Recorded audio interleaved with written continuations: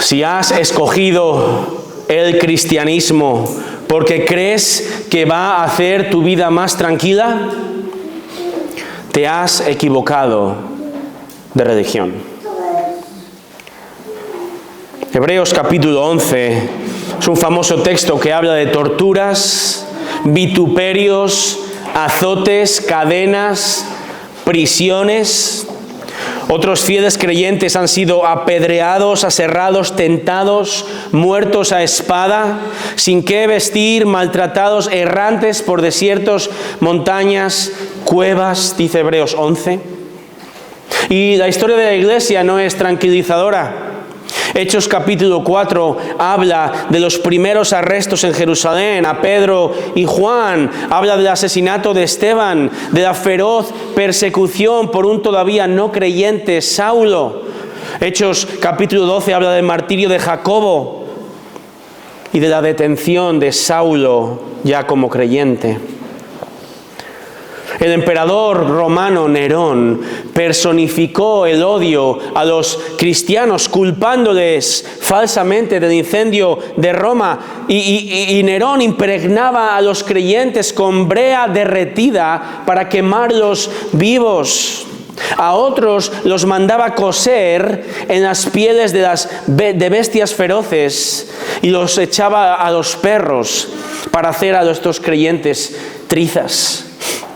Emperadores romanos como Domiciano, Trajano, Marco Aurelio, Diocleciano persiguieron, incluso sacrificaron a los dioses a todo cristiano que no negara a Cristo. Y aún la conversión al cristianismo en el siglo IV del emperador Constantino amainó esta persecución. Pero hermanos, la iglesia ha continuado siendo hostigada a lo largo de toda esta historia. Creyentes como John Wycliffe, William Tyndale, Juan Hus han sido perseguidos, han sido muertos por traducir la Biblia o por enfrentarse a la iglesia romana.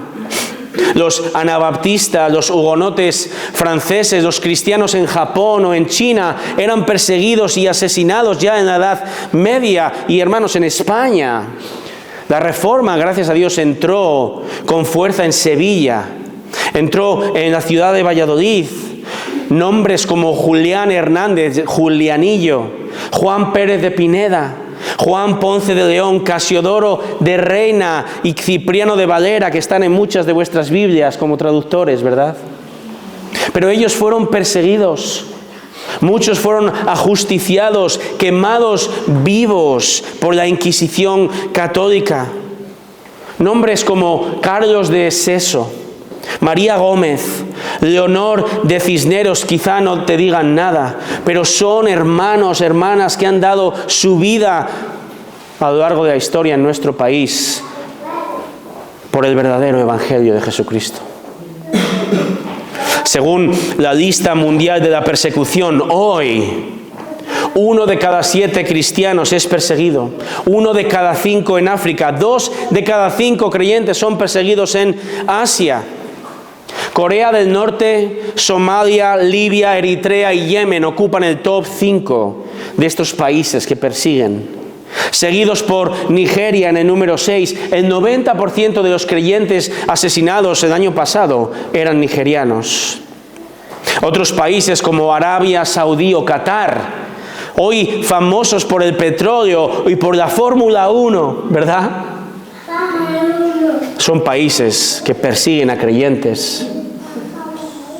Cuba, México, Nicaragua o Colombia son países que están en esta lista de persecución a los creyentes. Hermanos, si hemos elegido humanamente el cristianismo, parece que nos hemos equivocado, ¿o no? Ante tal panorama, la pregunta que vamos a responder desde Juan 15, 18 al 27 es una pregunta sencilla. ¿Por qué el mundo nos odia? ¿Por qué el mundo odia a la iglesia? Y desde este texto vamos en esta mañana a dar 3 respuestas. Estas respuestas tienen un objetivo muy claro motivarnos como creyentes a proclamar a Jesucristo al mundo a pesar de la hostilidad. Estas respuestas del Señor Jesús tienen claro que han de motivarnos a proclamar a Jesucristo al mundo, a pesar de que estamos metidos en plena boca del lobo, ¿verdad? ¿Por qué el mundo odia a la iglesia? Primera respuesta, versículos 18 y 19. Porque el mundo odia lo que no es suyo. El mundo odia lo que no es suyo. Leed conmigo versículos 18 y 19. Si el mundo os odia, sabéis que me ha odiado a mí antes que a vosotros. Si fuereis del mundo, el mundo amaría lo suyo.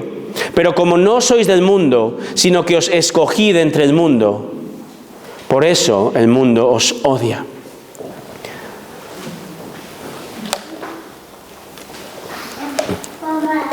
Doce figuras avanzan por las oscuras calles de Jerusalén, dirección este hacia Getsemaní. El líder de este grupo no es otro que el Señor Jesucristo, el Dios hombre que ha sido enviado por Dios Padre al mundo para que en el poder del Espíritu Santo Él predique el único evangelio que tiene poder para perdonar pecados. Y Jesús acaba de anunciar su muerte a sus discípulos, porque es necesario que Él dé su vida como sustituto de sus discípulos, de sus ovejas, de su pueblo escogido. La respuesta natural de los discípulos es que están abrumados, están aturdidos, están perdidos. Ellos aún no comprenden lo que su maestro les está diciendo.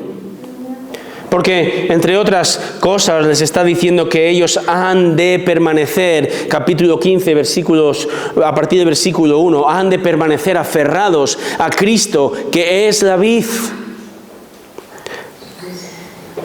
Han de demostrar en todo momento que son efectivamente discípulos de Cristo.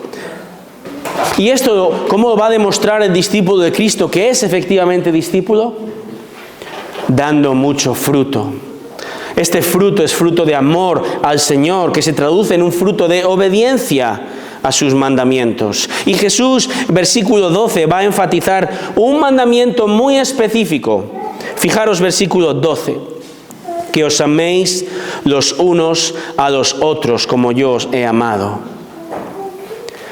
Hermanos, es en momentos de dificultad que hemos de recordar que Dios nos ha regalado a la iglesia, los unos a los otros, y debemos perseverar preservando esta unidad en el vínculo del amor.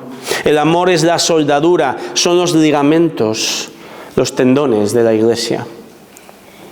Como iglesia, hermanos, hemos de comprender que debemos obedecer el mandato de amarnos, como vimos la semana pasada. ¿Por qué? Por su ejemplo, Él nos amó primero. Y ahora, como respuesta en adoración, debemos obedecer y confiar que Él nos ha dado el mandamiento correcto.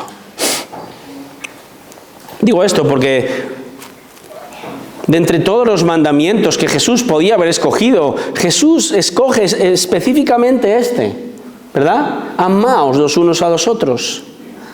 Porque el Señor sabe una cosa: si no nos amamos como iglesia con un amor que viene de Él, estaremos siendo igual que el mundo. ¿Y sabes qué? El mundo ahí fuera odia todo aquello que no es suyo. Y hay algo que no es suyo. La iglesia no es del mundo. La iglesia es un alien. Es un alien para el mundo. Porque aunque estamos en el mundo, no pertenecemos al mundo, porque pertenecemos a Cristo. Y el mundo es hostil con la iglesia. Pero atención a esto. Cristo no llama a sus discípulos a esconderse del mundo. Encerrémonos todos juntos. Cristo no llama a la iglesia a ignorar al mundo. Cristo no te llama a mezclarte tampoco con el mundo, no. Cristo está llamando a sus discípulos, a versículo 16, a ir, dice el Señor allí, para que vayáis y deis fruto que permanezca. que vayáis a proclamarme y el fruto sean nuevos creyentes. Cristo está ordenando desde esa noche a ir a testificar al mundo, a un mundo que odia a Cristo y odia a la iglesia de Cristo porque no pertenecemos al mundo. La pregunta es, ¿qué es el mundo en este contexto? ¿Qué es el mundo? Por mundo, aquí en este contexto, Juan se refiere a este sistema de pensamiento, a esta filosofía de vida, a una manera de pensar, una manera de actuar que va en contra absolutamente de la palabra de Dios, que desoye, que ignora la conciencia que Dios ha dado a cada uno y peca con premeditación, peca con gozo, con alevosía, con rebeldía, porque el mundo tiene un Señor y no es Dios. ¿Sabes quién es el Señor del mundo? Satanás, el mal personificado. Primera de Juan 5:19 dice que todo el mundo yace bajo el poder del maligno, Satanás. El mundo capitaneado por Satanás dice lo que él ya dijo a Eva, ya en Génesis capítulo 3, versículo 1, con que Dios os ha dicho esto, ¿verdad? Dios ha dicho esto. Desde aquel día, desde la entrada del pecado, el mundo está construido sobre dos columnas. La primera columna es el odio a Dios. Odio a Dios. El hombre ha odiado a Dios desde la entrada del pecado.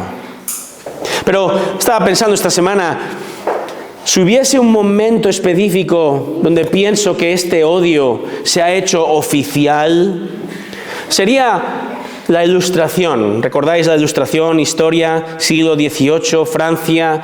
Se llamó el siglo de las luces. Pero es todo lo contrario. Es el siglo de la tremenda oscuridad. Porque este movimiento cultural, filosófico, lo que hizo fue poner al hombre en el centro del universo, rechazando a Dios. Y no es de extrañar que poco tiempo después aparecía un tal Carlos Darwin y su teoría de la evolución, negando al Dios creador.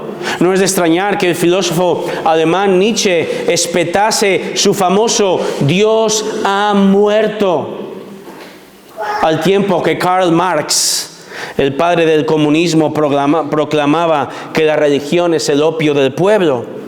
O el famoso psicólogo Sigmund Freud sentaba las bases para la hipersexualización que tenemos hoy en nuestra sociedad. Y hoy nada ha cambiado.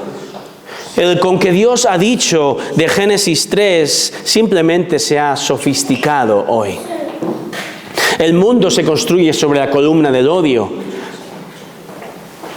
a Dios. Por tanto, la otra columna sobre la cual este mundo está construido es el odio a la verdad. El odio a la verdad. Esto ha desembocado en la realidad mentirosa que el mundo posmoderno quiere imponernos a nosotros y nos quiere imponer a nuestros hijos. ¿Cuál es esa verdad? Que es mentira.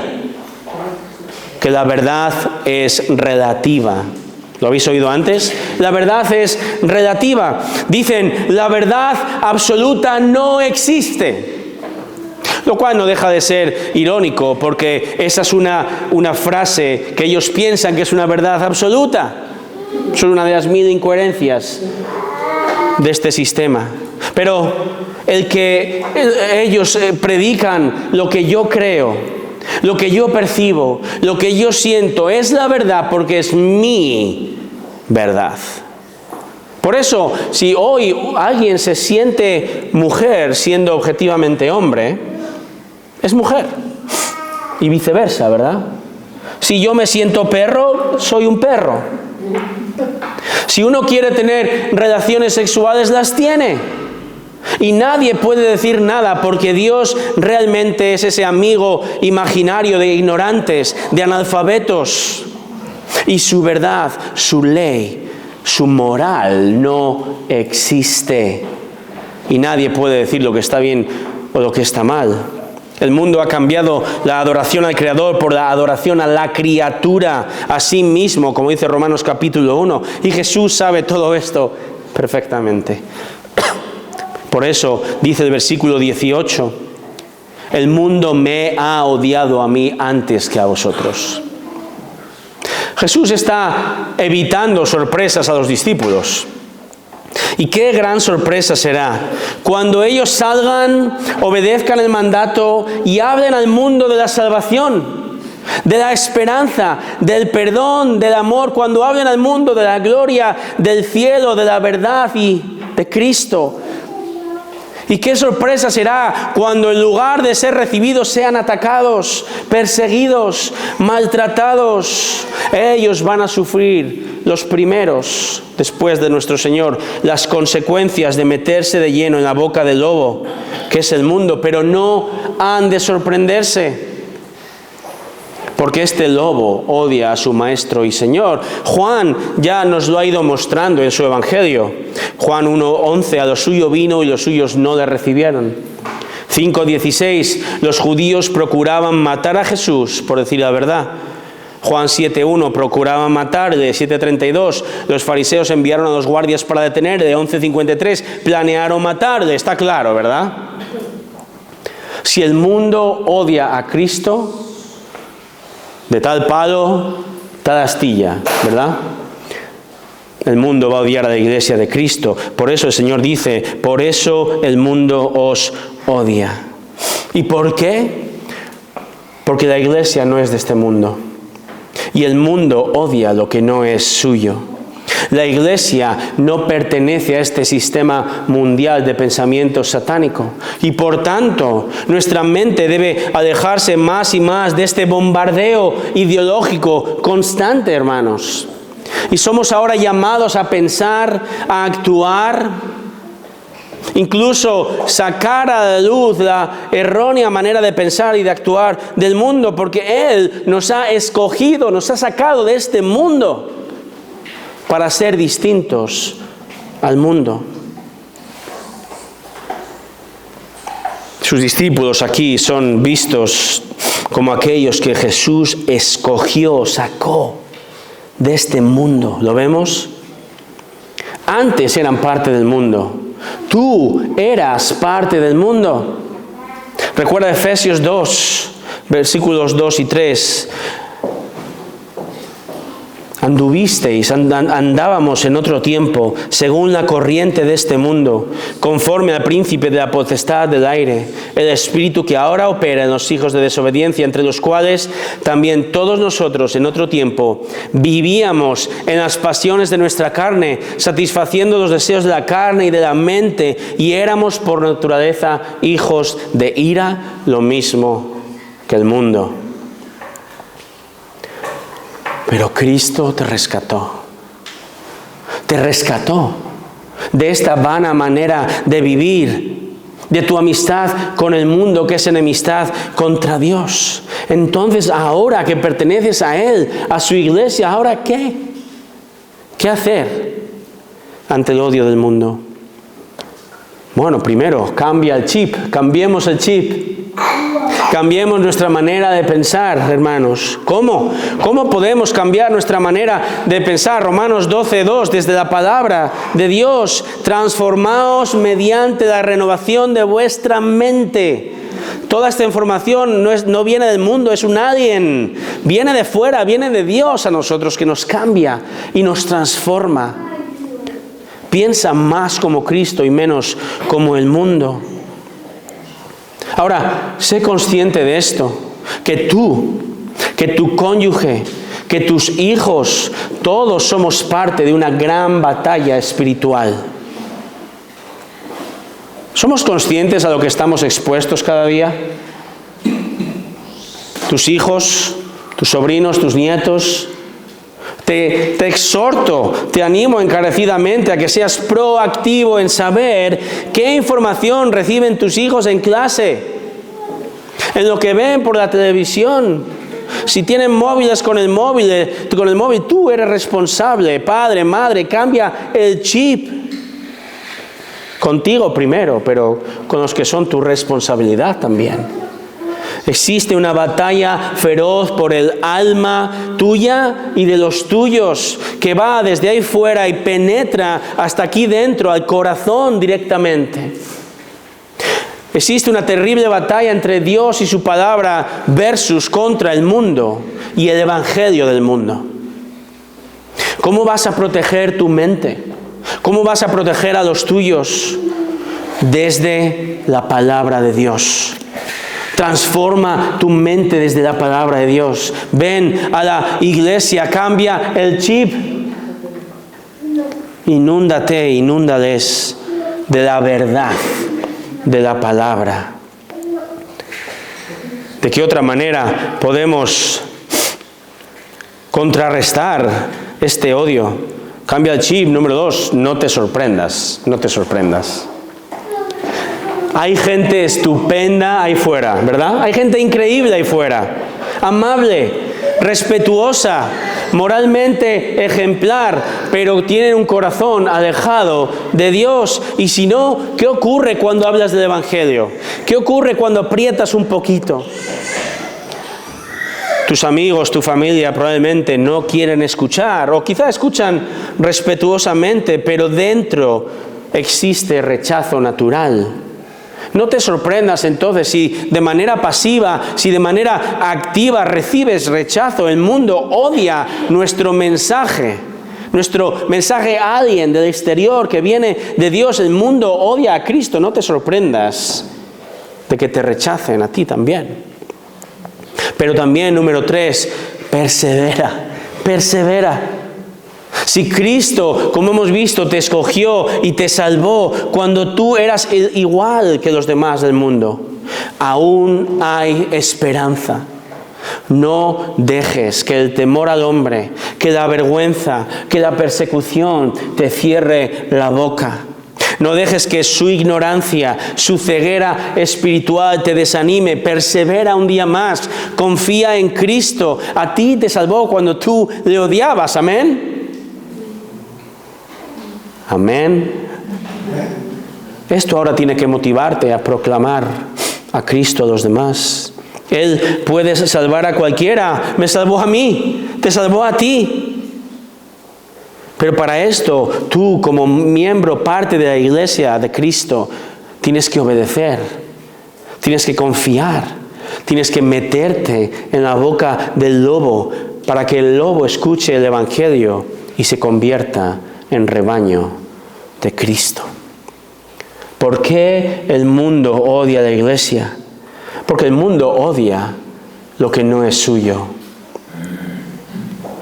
La segunda respuesta que tiene como objetivo motivarnos a proclamar a Cristo en el mundo, a pesar de la hostilidad, lo encontramos en los versículos 20 al 25. El mundo odia porque odia al Señor de la iglesia. Así es de fácil, odia al Señor de la iglesia. Fijaos versículo 20. Acordaos, dice el Señor, de la palabra que yo os dije, un siervo no es mayor que su Señor. Si me persiguieron a mí, también os perseguirán a vosotros. Si guardaron mi palabra, también guardarán la vuestra. Jesús ya había dicho estas palabras cuando estaba lavándoles los pies en Juan 13. Y ahí aplicaba este texto a la humildad. Ahora lo aplica hablando de la persecución. Es un hecho, hermanos. El mundo perseguirá a la iglesia de una manera u otra, pero lo hará porque el mundo odia al Señor de la iglesia y por lo tanto va a odiar a los discípulos del Señor de la iglesia. Damos gracias al Señor por la relativa calma que tenemos aquí en España, ¿verdad? Seguridad, calma. Ahora, yo pensaba, ¿cuál es uno de los problemas que tenemos con esta calma y seguridad? El potencial problema reside en que la comodidad, la ausencia de persecución puede embotarnos, puede adormecernos, puede acomodarnos y comenzar a mirarnos al ombligo. Hace unos días leía de un pastor que criticaba a 5.000 pastores que estaban cantando en una conferencia bíblica. Y este pastor decía, estos pastores cantan demasiado afeminado. Pero qué soberana necedad es esta. ¿Te imaginas a un pastor o a un cristiano en Nigeria, en prisión por su fe? Su familia siendo perseguida, su congregación siendo asesinada. ¿Te imaginas a la gente allí perdiendo el tiempo con semejantes simplezas? No me malinterpretéis, no deseo ser perseguido. Creo que nadie aquí lo desea. Pero sí que deseo que la Iglesia cumpla con su misión de ir y proclamar a Cristo a pesar de la persecución, y que la persecución tenga en su Iglesia un efecto de despertarnos y un efecto santificador. La persecución ocurre, dice Jesús, versículo 21, pero todo esto os harán por causa de mi nombre, porque no conocen al que me envió, no conocen a Dios Padre, porque no son salvos, porque no quieren tener una relación con Dios. Y los judíos en esa época se jactaban de tener una relación con Dios Padre, era el pueblo escogido, pero realmente no le conocían. Y hoy quien diga que cree en Dios, quien diga que es creyente, pero rechaza a Cristo, su Hijo, no es salvo, no es salvo. El Señor continúa, versículos 22 al 24, leed conmigo, hermanos. Dice, si yo no hubiera venido y no les hubiera hablado, no tendrían pecado. Pero ahora no tienen excusa por su pecado. El que me odia a mí, odia también a mi Padre. Si yo no hubiera hecho entre ellos las obras que ningún otro ha hecho, no tendrían pecado. Pero ahora las han visto y me han odiado a mí y también a mi Padre. Lo que Jesús está diciendo en estos versículos es que su venida, su primera venida, ha descubierto, destapado la realidad. La realidad sea del judío o la realidad del gentil, no judío. Esta es la realidad. Han rechazado al Mesías. Esta es la realidad. Ellos le han odiado aun cuando vieron las obras, aun cuando vieron milagros increíbles de Cristo que nadie ha hecho. Esta es la realidad. El corazón del hombre, seas judío o no lo seas, va a rechazar aún las pruebas más objetivas que podamos darle. Desde el comienzo el hombre ha tenido ante él tanto a la maravilla de la creación, ¿verdad?, que expresa la gloria de un Dios creador. Y el ser humano ha contemplado la presencia de Dios también por milagros increíbles. Nos narra el Antiguo Testamento, de un plumazo la humanidad comenzó a hablar distintos idiomas, sin Duolingo, en Babel. Egipto sufrió devastadoras plagas, el mar Rojo se abrió de par en par, columnas de humo y de fuego acompañaban al pueblo de Israel, fuego cayó del cielo, ¿verdad?, con el profeta Elías. Los profetas de Dios sanaron enfermos, resucitaron muertos. ¿Acaso el mundo dijo, wow, es verdad? Es verdad. Dios, nos has convencido. Vamos a abandonar todo pecado. No. El mundo ha contemplado a Dios. El mundo ha contemplado a Cristo, sus increíbles milagros, su amor inconmensurable, su mensaje inimitable, su muerte inconcebible, su resurrección irrefutable. ¿Acaso el mundo ha dicho, wow, Señor, ¿sabes qué? Es cierto, soy un pecador, perdónanos. Señor, ¿qué razón tienes? No, el mundo no ha dicho esto.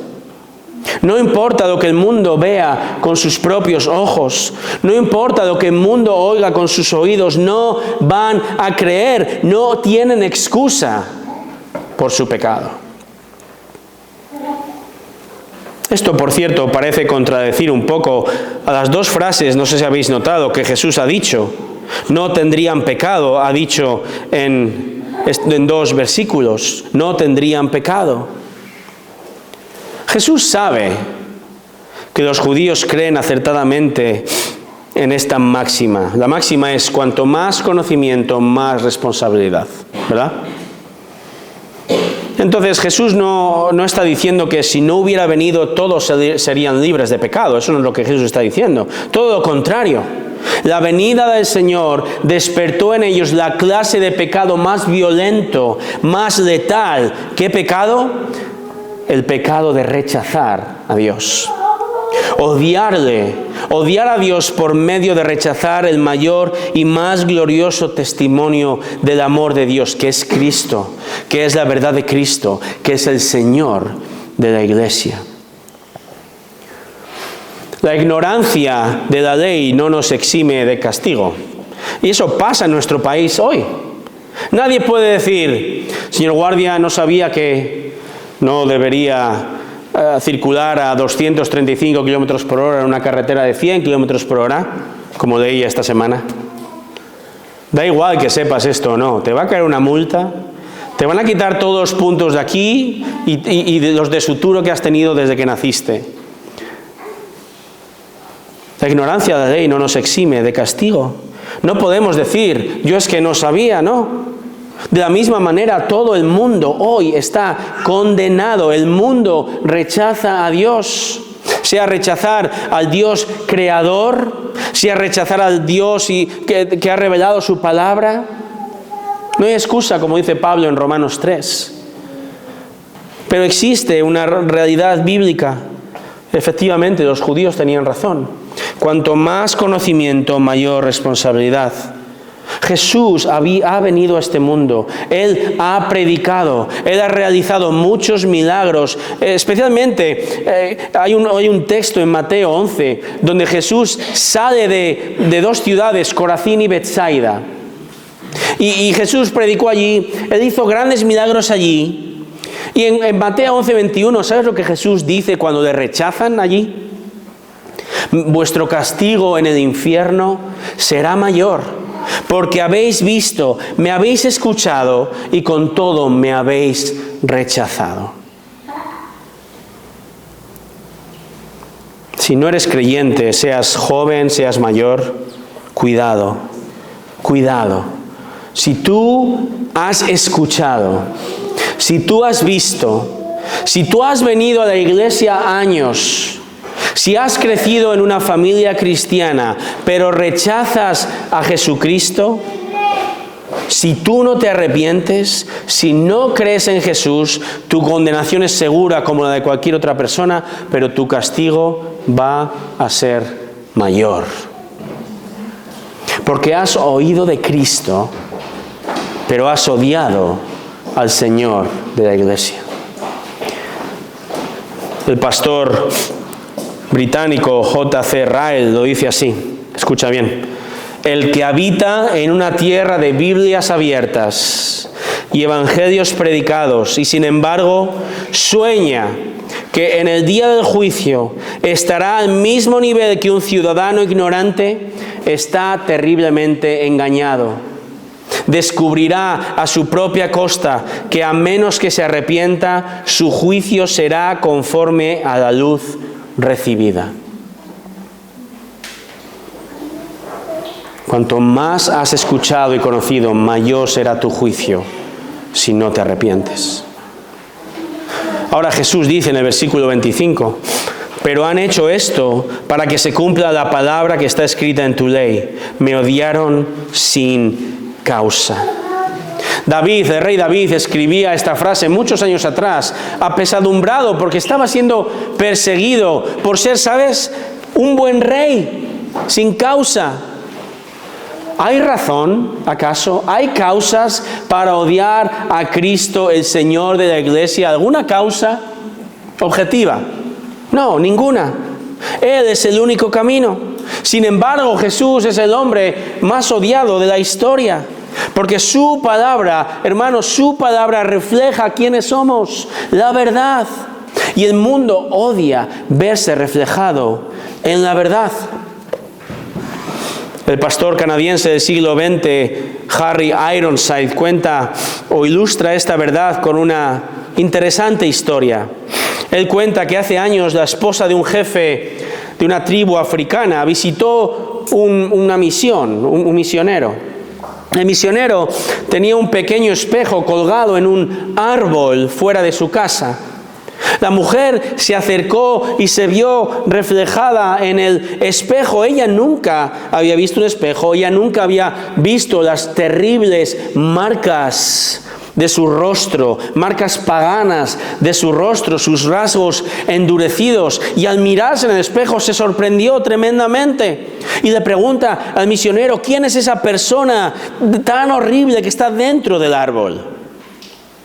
El misionero dijo, no está dentro del árbol. Es un cristal, es un espejo que refleja tu propio rostro. La mujer no lo podía creer hasta que el misionero le dio el espejo en su mano y cuando finalmente entendió, ella le dijo al misionero, véndemelo. Cuando finalmente el espejo fue suyo, ella dijo con gran odio, nunca más permitiré que este espejo se burle de mí, y lo arrojó al suelo rompiéndolo en pedazos. Esta historia refleja el odio del mundo por Cristo y su iglesia, una iglesia que proclama la verdad de quién es el mundo. ¿Tenía culpa el espejo de algo? No. El espejo refleja la verdad de quiénes somos, igual que el Señor Jesús. Él ha venido a decirnos quiénes somos verdaderamente. Por eso es odiado. Ahora bien, hay un gran peligro, querida iglesia. El peligro es que la iglesia muestre menos a Cristo para ser aceptada. Una iglesia que no refleja la verdad no va a ser tan odiada.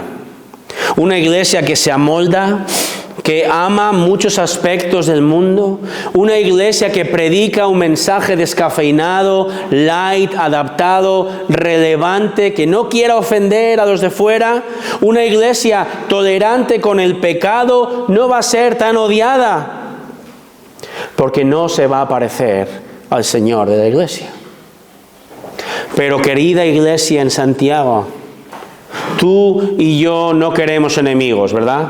Yo al menos no quiero enemigos. No buscamos al lobo, pero debemos predicar, debemos proclamar, debemos ser un espejo que refleja la verdad de nuestro Señor al mundo.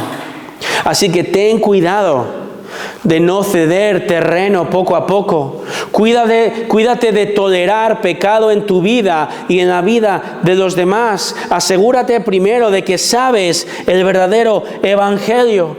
Crece en la convicción de que sufrir entonces por la causa de decir la verdad, por la causa de Cristo, es la voluntad del Señor para tu vida.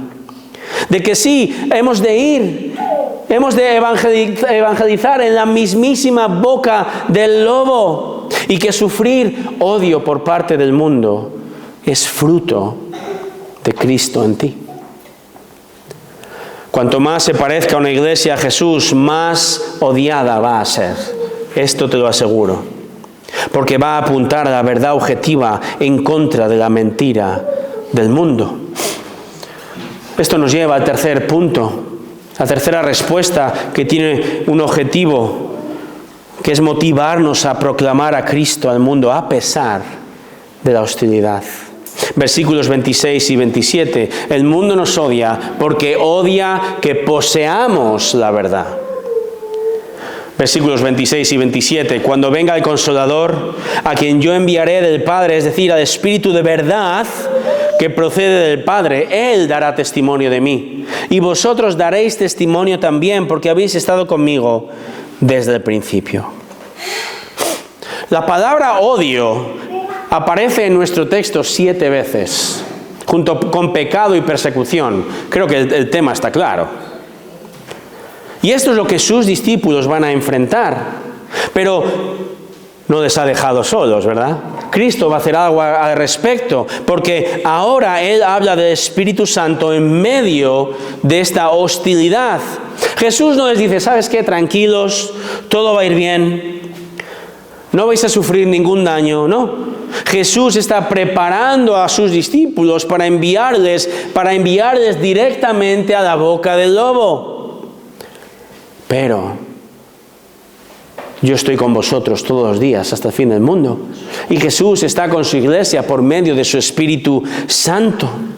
Estos versículos, hermanos, hablan de dos realidades. Primero, que el Espíritu Santo, el Consolador, Dios Espíritu Santo, vino en el futuro para ellos, pasado para nosotros, y viene sobre todo creyente. Viene a vivir en sus discípulos y nos ayuda a comprender y profundizar en la verdad. Dios nos ha dado la verdad y comprender la verdad. Por eso también el Espíritu Santo nos va a capacitar. En este contexto, ¿cuál es esta capacitación? Valor. Tener valor para testificar la verdad al lobo y no callarse y no echar a correr, sino proclamar de nuevo la verdad del Evangelio. El teólogo D.A. Carson afirma lo siguiente: el mundo demuestra una gran paciencia y un gran corazón cuando se enfrenta a diversas opiniones o estilos de vida variados, incluso prácticas que son necias. Pero si algún cristiano afirma que el cristianismo es exclusivo, como Jesús dijo, o que los absolutos morales existen porque están basados en el carácter de Dios, como enseña la Biblia, o que hay un infierno que hay que evitar, así como hay un cielo, el mundo usará el lenguaje más extremo para denigrar, insultar al pobre tonto. El mundo odia la verdad del cristianismo. Una verdad, hermanos, que el Espíritu Santo nos ha dado, nos ha dejado en su palabra. Él ha abierto nuestros ojos a entender, a creer, y nos ahora capacita, como hizo a sus discípulos, para testificar con fidelidad de esta verdad que poseemos. Por tanto, hermanos, testifiquemos de Cristo, motivados sabiendo que el Espíritu Santo tiene poder para darnos fuerzas y palabras, que Él tiene poder para hacer el milagro de los milagros. El milagro es que desde nuestro pobre testimonio, alguien que odia a Cristo y su palabra, alguien que odia a la iglesia, ahora abra sus ojos, se arrepienta y sea salvo y se convierta en discípulo, en amigo y ame al Señor. ¿Está en nuestro poder el salvar a alguien? ¿Podemos salvar a alguien nosotros? No. Yo no puedo convencer a nadie, pero sí puedo confiar en el Espíritu Santo, y sí puedo depender en el Espíritu Santo, y sí puedo obedecer al Señor de la iglesia, porque sé además que Él cambia el corazón. Creo que, hermanos, no somos conscientes del tremendo poder del Espíritu Santo en un creyente obediente. Fíjate en los propios discípulos. Ellos ahora están con un tremendo miedo, son ignorantes, dudan, incluso le van a negar. Pero ¿qué va a ocurrir cuando el Espíritu Santo venga sobre ellos? ¿Sabes qué va a ocurrir? Te lo digo. Jacobo, Santiago, dice Hechos 12:2, morirá decapitado. Mateo, muerto a espada, dice la historia de la iglesia. Santiago, el hermano de Jesús, arrojado desde 30 metros y rematado con un garrote. Bartolomé, Natanael, azotado con látigo hasta la muerte. Andrés fue crucificado. Tomás, traspasado con una lanza. Matías, decapitado. Judas, el bueno, muerto con flechas. Pedro, crucificado por Nerón. Pablo, decapitado por Nerón. Nuestro escritor Juan fue cocinado, dice la historia de la iglesia, cocinado en aceite hirviendo en Roma. Y luego, sobreviviendo, milagrosamente fue exiliado a Patmos. ¿Qué ha ocurrido? Ellos eran hombres sencillos, dubitativos, faltos de fe, pecadores. Pero gracias al Espíritu Santo y la verdad en nosotros, estos creyentes han estado dispuestos a crecer en el conocimiento, en la certeza, en el amor a Cristo, en la obediencia a su mandato, y han considerado dar su vida por Jesús. Comenzábamos con una pregunta a contestar: ¿por qué el mundo odia a la iglesia? Hemos contestado desde 3 maneras: porque la iglesia odia lo que no es suyo, porque odia al Señor de la iglesia y odia que poseamos la verdad. Así que ante tal panorama tan terrible, otra pregunta surge: ¿por qué soy cristiano? ¿Cómo es posible ser cristiano con este panorama? De nuevo, si has escogido el cristianismo porque piensas que va a hacer tu vida más tranquila, te has equivocado. Iglesia, ¿nos hemos equivocado? ¿Te has equivocado? Desearía un no más rotundo, hermanos. No, la respuesta es no. Porque Él tomó la iniciativa. Él te ha escogido para salvación. La respuesta es no, no nos hemos equivocado, porque el Espíritu Santo nos regaló el nuevo nacimiento. Y ahora tenemos el mismo Espíritu Santo en nosotros que nos capacita para crecer en convicciones, para abrir nuestros ojos más y más a la realidad de quién es Cristo y su palabra, y crecer en obediencia y aún en el deseo de sabiendo que merece la pena sufrir por Cristo. Y si no estás dispuesto a sufrir por Cristo, únete a mi club y comienza a orar conmigo, que nos dé certeza y crecimiento cuando llegue el momento, que llega todas las semanas, todos los días realmente. Él ha dado su vida por ti y por mí. Merece la pena ahora responder por amor a Él. El mandamiento de ir y dar fruto que permanece, el mandamiento de testificar de Él aun cuando esto suponga meternos en las fauces del lobo.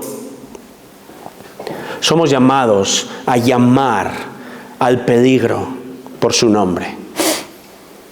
Como ocurrió en 1962, 2 geólogos descubrieron una grandísima roca inestable sobre la ciudad peruana de Yungay. El gobierno de la zona ordenó que los 2 se retractaran de sus palabras o se enfrentarían a la cárcel. El gobierno también amenazó a todo ciudadano que hablase del tema. ¿Sabes lo que ocurrió? 8 años después, un derrumbe se cobró la vida de 20.000 habitantes de la ciudad. Hay una tragedia aún más grande ahí fuera. La tragedia que espera a este mundo de odio es peor que cualquier derrumbe. Es la eternidad en el infierno.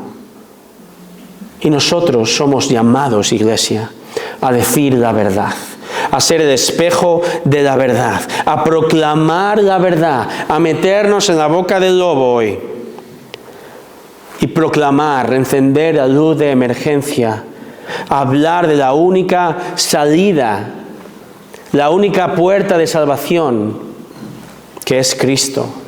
Hacerlo como han hecho nuestros hermanos a lo largo de la historia.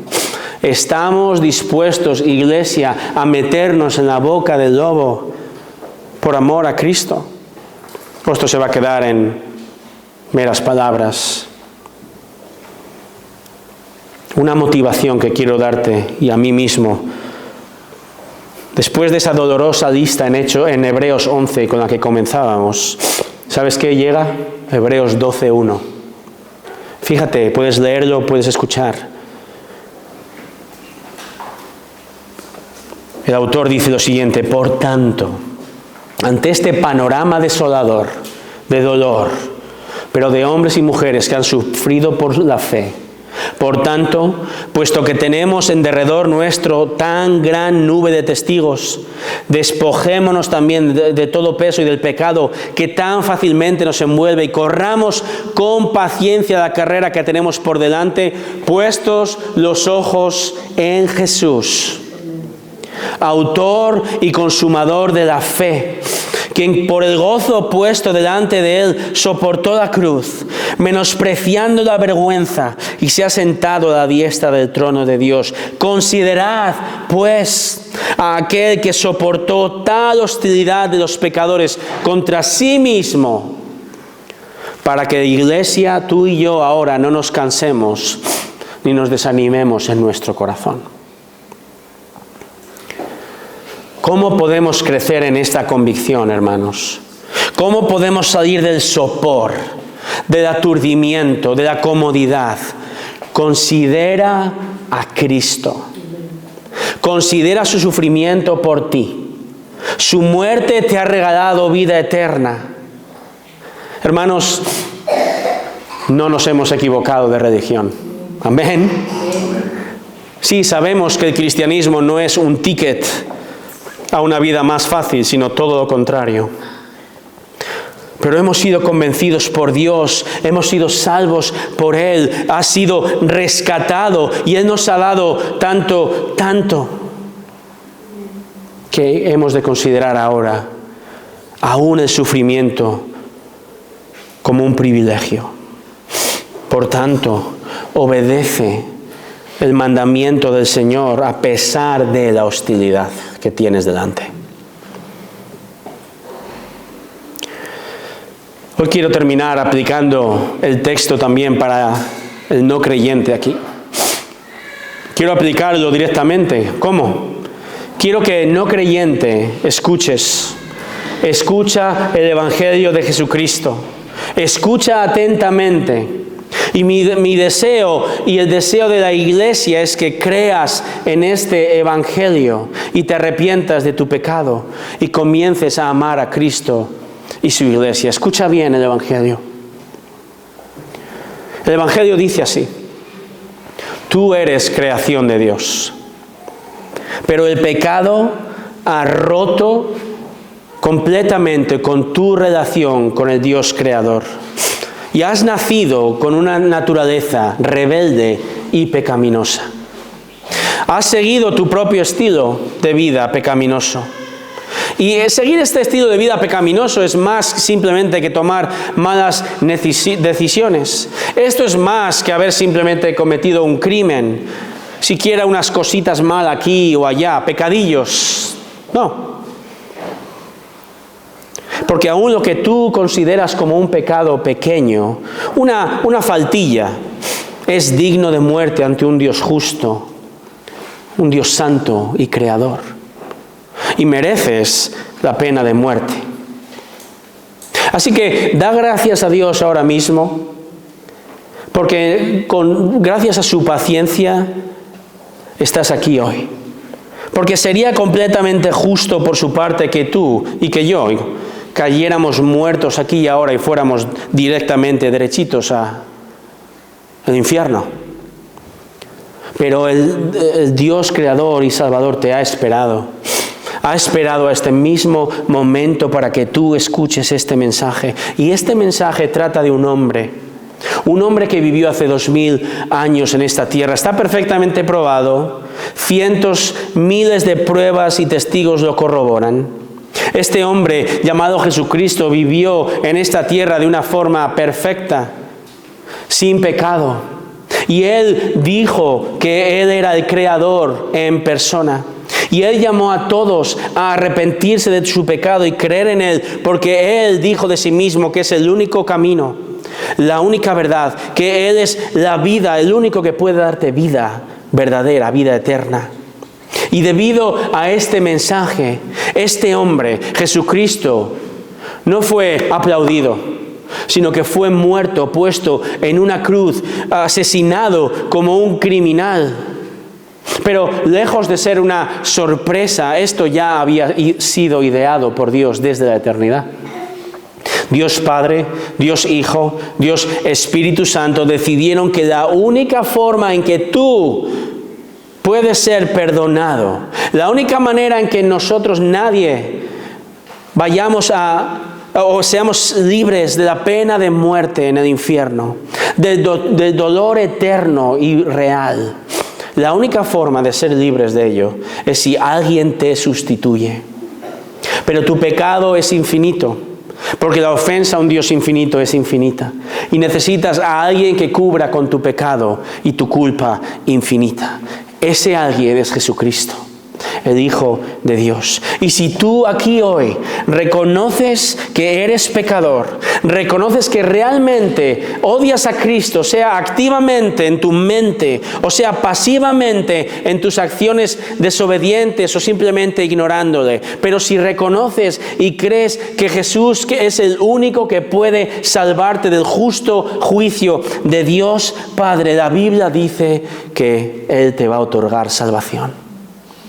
La justicia de Dios es imputada sobre ti. Solo Cristo salva.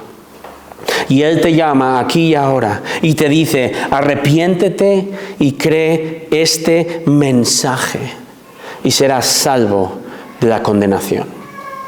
Iglesia, que este mensaje cale más y más aún en nosotros salvos y podamos predicarlo con poder, con pasión, como una respuesta de amor obediente a Cristo y amor aún a los enemigos de Cristo. Suficiente amor como para proclamar el espejo de la verdad. Oremos, hermanos.